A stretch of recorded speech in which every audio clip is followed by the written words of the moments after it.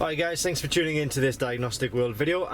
In this video we're in it's called a Maxus Deliver 9, and it's kind of like it's a van, but it's made by a Chinese company called I think it's SAIC, so I'm not sure how you pronounce that, but it's a Deliver 9, and on the dashboard here we've got a check engine light. So I wanted to show you this tool, just basically if anybody is getting warning lights on these vehicles, then this tool here is a really good tool to allow you to diagnose and reset these warning lights. So it's called the X-Tool D7, and what I'm going to do is I'm going to pop the link to this kit in the description below this video, because it is a really good tool that works on sort of these vehicles. Now this actually is a 2023 vehicle and it's only got 2,000 miles on the clock, so it just shows you that this tool does work on the most recent vehicles as well. So what I'm going to do is I'm going to go into diagnosis. We have this plugged into the diagnostic port, which is underneath the in between the steering wheel and the pedals. We're going to go you can see on the top here you get like a lot of sort of regions. We want to click on China because it is a Chinese manufacturer. These are the company which are behind the takeover of the LDV vans and also MG. So here we go, SAIC Maxus, that's what we want to select.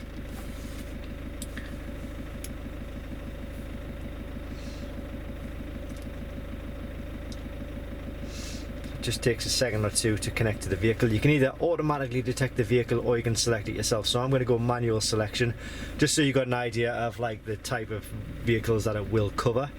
So it's a V90, and we can do system selection. That is because we know which system we want to diagnose, and it's the engine system. So we're going to click on engine system, click read trouble code, and we've been getting a P0100F9.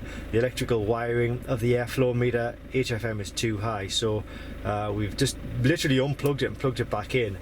It should be okay because it's only 2,000 miles, so we just want to do a quick reset on that. So when I do this, just keep an eye on the check engine light there. So clear trouble code, click yes. Clear trouble code failed. Why would that be?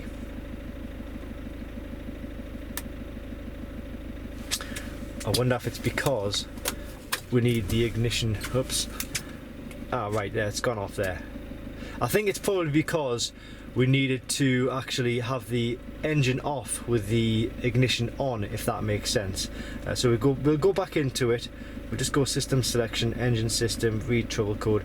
So the code is still there. So if I just turn the engine off and then put the ignition on, so we go clear trouble code successfully now. There we go, and we can go back into read trouble code and no trouble codes there. So that's maybe just a little lesson there as well. Make sure the engine is turned off but the ignition is actually on, and when we turn the engine back on,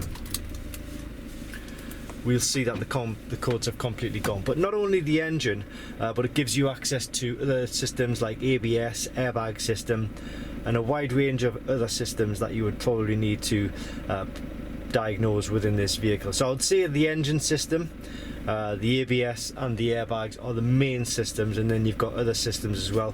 Not only that though, but you can do like component testing as well. So you got like the instrument cluster, you could do an actuation test, so you can do things like needle sweeps. You can test the dials and make sure they work, and it tests all parts of whatever system you're in. So you can also look at like the engine system, and you can go into live data.